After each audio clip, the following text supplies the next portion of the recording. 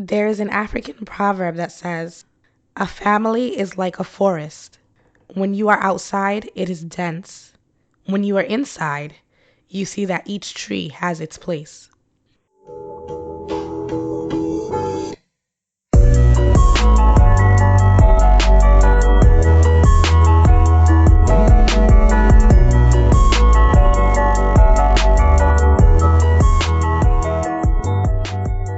Welcome to the She is Africa podcast. My name is Sarah V. And on this show, I talk with inspirational African female creatives about culture, vision, and everything in between. So this episode is all about health and wellness. And if you're like me, and you're always looking for alternative ways to be fit or creative ways to include fitness in your routine, then it's for you as well. Today I have educator, entrepreneur, and sweat coach Kemi Omisore joining me. We're going to talk about how she's being fit by her own standard and how she created the diaspora movement. Kemi is the creator of Afrobeat Fit, which is a mobile cultural dance fitness company. They host sweat sessions that consist of movement and music derived from artists and influencers of West Africa. Welcome, Kemi, to the She is Africa podcast. How are you? I'm good. How are you? I'm doing good. I'm glad you could be on the podcast today and talk about Afrobeat Fit. Can you tell us how you got started with Afrobeat Fit? Sure. So, Afrobeat Fit was honestly just an idea that I scribbled on a piece of notebook paper, or it was actually like a notebook that I used to write like my goals and my dreams on back in like 2013 when I lived in Atlanta. So at the time I was dancing professionally and literally had so many aspirations to do so many great things. And Afrobeat Fit was one of them, but I just didn't have the time. So flash forward to 2015, I connected with Carvin Bernardo, who is currently a sweat coach and a choreographer at the moment. But I connected with her over Facebook because she was just looking for people who, was looking to dance the Afrobeats. And it was really, really funny because when I saw her post, I actually had been praying and I was like, I really want to just like connect with like a team of people that like love this music because this is my music. And so when I saw her post, I was like, dope, perfect. So I responded back to her and we connected and literally like it was so dope. Like we would just meet and vibe and dance. Literally meet, vibe, dance. Cool. And so that happened for a long span of time, maybe like a year-ish or so, and or under a year. And after a while, like I just felt like, or I didn't feel like, God was telling me that it was like the time to do Afrobeat Fit. I had been doing a lot of other projects on the side, but like I really got a message to do Afrobeat Fit, to do it, to just bring it to life. And I talked, and I said, listen, we've been doing good doing this and it's fun, but I have a business venture that I want to bring to life. I told her that like I've run businesses in the past and I'm totally equipped for this. I was just waiting for the right opportunity. And I was like, I'm going to do it. I wanted to run it by you to see if you'd be involved. And yeah, do you want to be a part of this thing called Afrobeat Fit? And she was like, okay. And so that's how it got started. Oh, nice. And going off of what you said about, kind of hearing the voice of God telling you to do Afrobeat Fit, what did that sound like? Because a lot of people say that, like, God told me to move in this direction, so that's what I did. How did that come through to you? Sure. So actually, it was one night. So before Afrobeat Fit, I was actually producing a television show, a children's television show. So I would stay up late nights. That was when I had the time. I would stay up late nights. Yeah. To create. Literally, I would be in my room. It'd be still. And I would just, like, my pores were open. Like, my creative pores were open. My spiritual pores were open. And literally, it was just God's voice.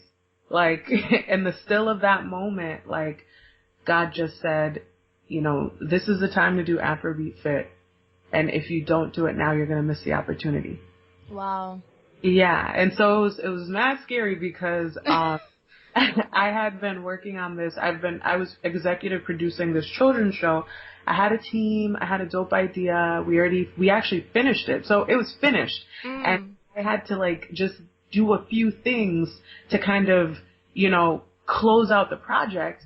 But like God was telling me to like drop everything and do Afrobeat Fit. Wow. And it was super scary, but that when you get a message and a sign like that, that you can't really go against it.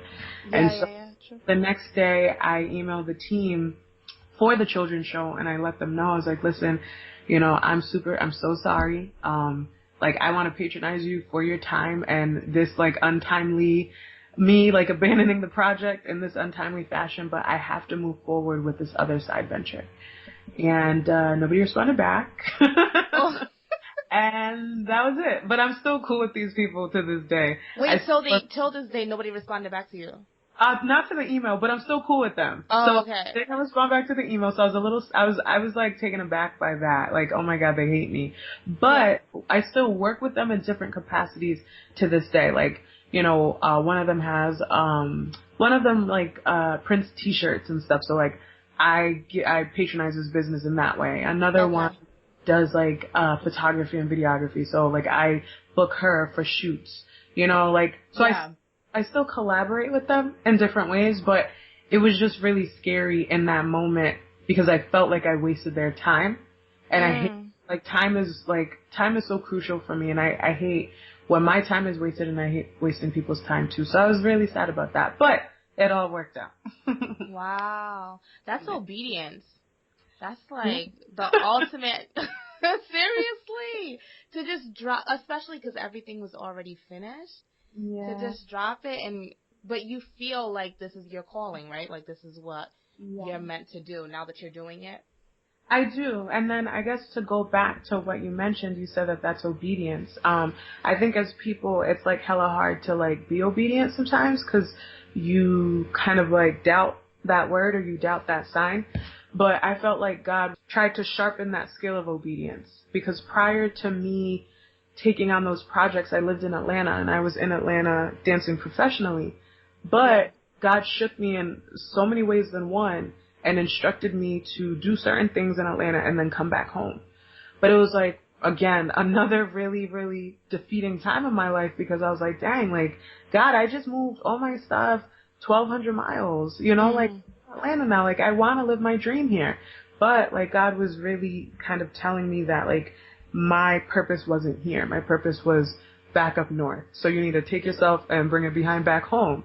And so to go back to the word, I felt like if I didn't really endure, the little, like the valleys, like the low points with having to like listen to God and like make a crazy move to move back to Rhode Island, I don't think I would have been as obedient with the instruction to start Afrobeat Fit, to be honest. But I do think it kind of like works hand in hand.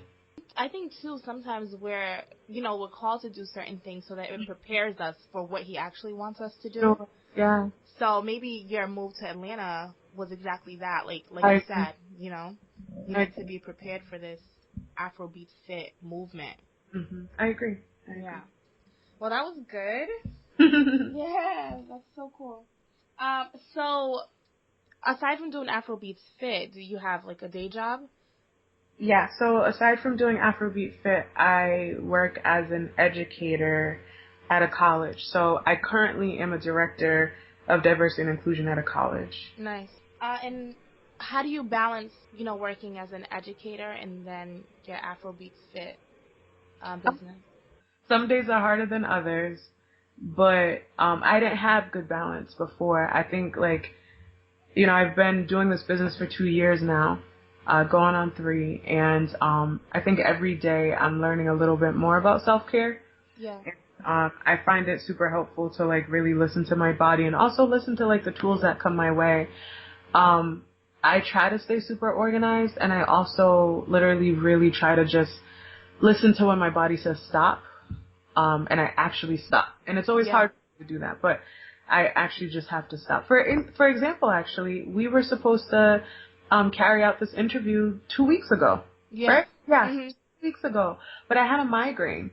I get migraines when it's time for me to stop, and like, I didn't want to cancel because I don't usually cancel things. I like to bring things to fruition, but I had to, take the L and like take the sacrifice and say like, I can't do this today. Yeah. And that's, you know, an example of my body saying stop and me having to listen. So yeah, it's just like little things like that. Cool. Being mindful. I wanted to ask, so when you were told to do the Afrobeat Fit, were you actively like doing fitness or something of that nature before, like starting Afrobeat Fit? Yeah, so prior to Afrobeat Fit, I'm a trained dancer, so I've been dancing since the age of 2. Okay. Prior to that, I was playing football, and then I've also have done a lot with health and wellness and like fitness training and things like that. When I was in Atlanta, I was dancing professionally under, you know, myriad of, I guess, people and different entities, but I was still dancing professionally. So all my life, I have danced and trained. So when the idea came to me, it literally was just kind of like a marriage between all of my skill sets. Okay. You know, I've always done, you know, the fitness in some degree, whether it's personal training or, you know, staying fit personally, Yeah. you know, or training for football. And then I've always done dance, and whether it's, you know, African dance or pole dance or hip hop, I've always done that in some capacity as well. Okay. And this, you said before, used the term sweat coach. Can you explain what that is? Yeah, so sweat coaches are the people that run sweat sessions. Okay. And the sweat session is a part of Afrobeat Fit? Yeah, so when you come to a class, we call classes Afrobeat Fit sweat sessions. Okay. So when you come to a class, whether it's in LA or in Rhode Island or Boston or DC, you are stepping into a sweat session. And so all sweat sessions are taught by sweat coaches, such as my and or Carbon. And did you develop that term? Yeah, I did. So the whole brand is totally developed by myself. Oh, nice. So, you know they have like Zumba. Do you consider this to be a form of Zumba? That's a good question. So no, it's not. So it's not a form of Zumba. Afrobeat Fit stands on its own in its own entity. And the beautiful thing about Afrobeat Fit is that you can go to Afrobeat Fit and it feels like an Afrobeat Fit class. Okay. You can also go to Zumba and it feels like Zumba. The two are very, very different. And I guess it's just a matter of you attending the class and getting that. But one thing that, you know, just being transparent, one thing that really makes my skin crawl is when people are like, oh, well, it's just a Zumba class. And, you know, I don't blame them because Zumba is so dope and it's a huge mammoth monster that has penetrated, you know, the world, you know, a dance machine. So I get it. Like, people, that's the first thing that they compare it to. Yeah. But Afrobeat Fit is a dance fitness class where the two are interspersed, and it's not comparable. I mean, I guess it's similar in that it's a dance fitness class, but it's just really different energy that resides within Afrobeat Fit. Okay, cool. So, just to get a little bit more in depth with the Afrobeat Fit class and the sweat sessions, what do you wear when you go to a sweat session? Sure. Do you wear shoes or do you go barefoot like the African culture? Yes. So at Afrobeat Fit sweat sessions, one can wear anything that they feel comfortable sweating in. So whatever that looks like for you, whether it's shorts, bra, tank top, whatever it is, you can wear whatever you'd like. Sneakers are encouraged, however, bare feet are also, we're open to that too. It's kind of like a come as you are, and, you know, come at your own comfort. And so whatever that looks like is how you're accepted. And you mentioned there was a sweat session in LA. So these sessions, where are they located? And if I wanted to join a class, how could I find one? So Afrobeat Fit sweat sessions are always loaded on the Afrobeat Fit website, which is simply afrobeatfit.com. And so AFROBEATFIT.com. And so, yeah, we usually do like pop-up sweats in different states. And then also, we host events too. So if you are looking to kind of do something different, we can bring the sweat to you. It's pretty, because we've brought the sweat to so many colleges across the U.S. and we're currently booking for more colleges. Nice. Yeah, and then we do corporate sweats, and we also do community sweats. And it's really dope because you're not just getting a sweat session, but you're getting an experience.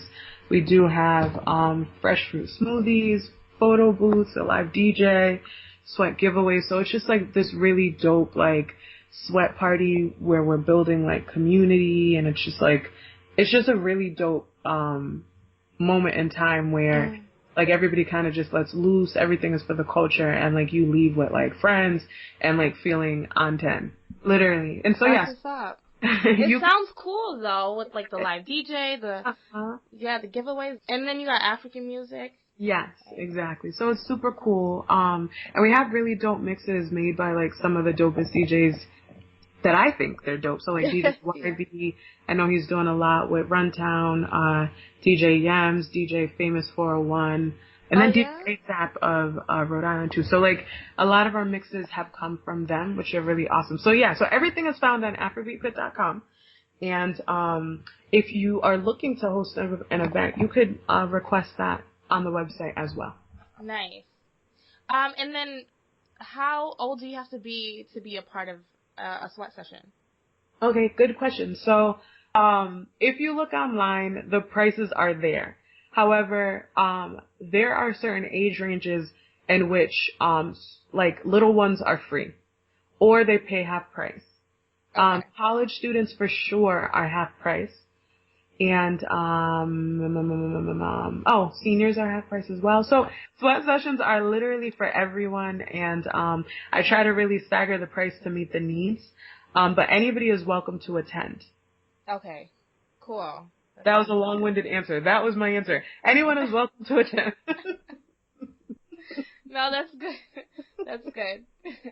All right, so my last question about the sweat sessions are, I heard men are free to attend the sweat sessions. So why is that? So I always say to the patrons that go to the tribe, I tell them that when they enter into a sweat session, an Afrobeat Fit sweat session, they are becoming a social activist. So when we are in sweat sessions as a man or as someone that identifies as male, you are changing social narratives, and you are kind of dispelling the social constructs that exist within gender. So within the Western world, like somehow if you dance, you're like feminine or so. A lot of people affiliate dance fitness to only women.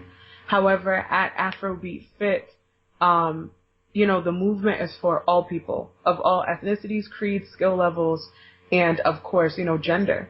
And so we don't confine movement to gender. And so, we also hold tight to the traditions of, Africa. A man can whine and he's not gay. He's not less of because he knows how to move his hips. He's embraced.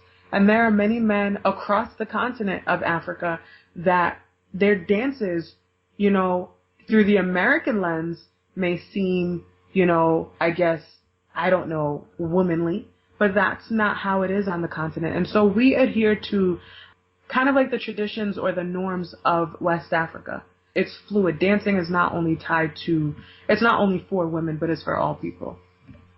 Nice. I appreciate that. And I feel as though some of the guys, especially from West Africa, can wind, with the best of them. I know, right? I agree. Why do you think the world needs Afrobeat Fit? I think the world needs Afrobeat Fit because the world needs something different. I think that, not to be negative, but we've been doing Zumba for so long that we now need to dive into some West African movement and music. Yeah. And Afrobeat Fit is an amazing melting or interspersion of just those things. Africa has been has been beautiful for years. You know, it's an amazing continent comprised of 54 great nations. And it seems like, you know, while we already knew that, it seems like the rest of the world is just beginning to outwardly show their love for Africa. Yeah. And so, you know, I think that to kind of ride that wave, I think it's a great place for people to get a little taste of the culture, you know, to learn some dance moves and to also stay fit. Like, health is super important. So it's a great avenue to just like maintain, you know, your health as well. Good. And how do you prepare for each class, like personally? Preparation for each class. So, you know, I wear many hats, being like the founder, the CEO, as well as a sweat coach that actually teaches too. Yeah. So I wear a few different hats, and so preparing looks a lot different than maybe like Carvin, who's just the sweat coach. So for me, like, I'm preparing a week before for class. And so that literally looks like, you know, me delegating tasks, me situating media presence, correspondence with the tribe, doing social media stuff, like pertaining to like Facebook and things like that, and making sure that everything is good logistically with everything, meaning, which could include like the studio space. Besides that, like on the day of, no, actually, the day before, I have to pack and just make sure all of our equipment is intact, charged, still intact. I gotta make sure everything is not broken, you know, but still just in there. And then on the day of, that is when I prepare in terms of looking at numbers with class participants, and finally, you know, going through like the movement in my mind and going through the actual class, how it would work. I usually like visualize it. I put on the music and go through it once before I actually get there and do it and carry out a sweat session. Nice. And what part of your culture or cultural values do you bring to your sweat sessions or to your business? That's a great question. It's a good question. Thank you. Well, let me see. There's a misconception because in America there is a tricky relationship between Africans and African Americans. Yeah. So because of that like tricky relationship that resides here, a lot of African Americans believe that if they ever went back home to, you know, the motherland, we can pick a country, that they wouldn't necessarily be welcomed. Now, all my life growing up, first gen, it's been opposite.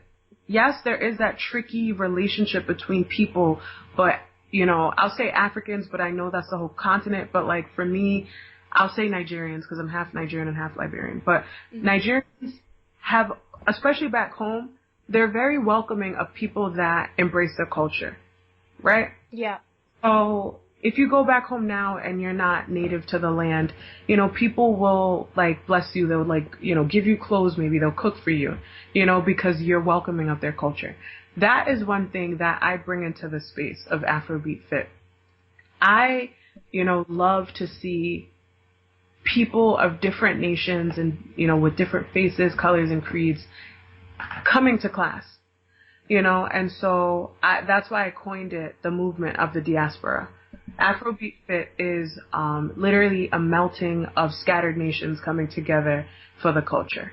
And that is something that I love to bring into the space. Okay, so what stereotypes do you think are broken through your sweat sessions? Every day, I feel like I'm breaking stereotypes. Myself and Carvin, I feel like we're breaking stereotypes with Afrobeat Fit. Okay. Somebody once told me I shouldn't necessarily be the face of Afrobeat Fit because of my look. What?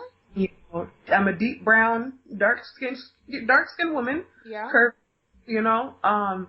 But one of the things that I have to deal with daily is, you know, people and their illicit biases of what to them looks healthy, you know, and So I tie it back to myself because I believe every day that I do Afrobeat Fit, I'm breaking that stereotype of what health looks like, and no, I don't need rock hard abs, but I'm still healthy, or Yeah. I don't need to be rail thin, but I'm still healthy, I'm curvy and that's how I was built. And, yes, I'm the face or, I'm at the forefront of Afrobeat Fit, leading the charge. Because I know I could outdance you if I needed to. You know what I mean? Okay. And so I find that is stereotype that I have to kind of deal with. But it's like undercover. You know Yeah. what I mean? It's just, being curvy, or being who I am in a world that, beauty is shaped and molded by European standards of beauty. That is the stereotype that I have to deflect every day with my business. That's good because I feel like there's a lot of girls too who go through the similar type of things. I know before there was like a yoga instructor Mhm. who was, she was curvy too, and then she was Mhm. dispelling same type of stereotypes with Mhm. yoga, Yeah. and people feel like you have to be thin and you have to be White. a certain type of way for you to do Mhm. yoga. Yes, ma'am. Yeah. Yeah. So I love that. Okay, and finally, what African female creative do you follow on social media? And using She is Africa as a template, describe her using one word. Okay. So, the woman that I follow that I literally is like, I just really appreciate what she's doing right now is Tomi Adeyemi. And using the sentence, I'll say she is me. She actually is an author. She's a Nigerian American author, first gen, and she created the book Children of the Blood and Bone. And so, I guess it's kind of like the African version to like Harry Potter kind of, but it like Yeah. followed the Black Panther, where it just gained a lot of notoriety in a short span of time. So she's been touring and, really talking about her upbringing and talking about her book and talking about herself. The reason why I really gravitate toward her or to her is because, she's brown skinned, beautiful brown skinned woman. She has locks. I have locks as well.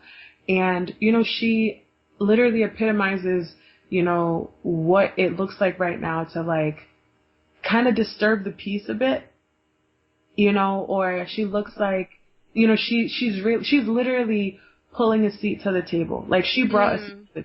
she's sitting at the table. And these are tables that we're not supposed to be, and so, I think she was on Good Morning America and it was like so beautiful because, her brother and her mom and dad were off to the side, like literally so happy to see, just happy to watch her in her Yeah. element.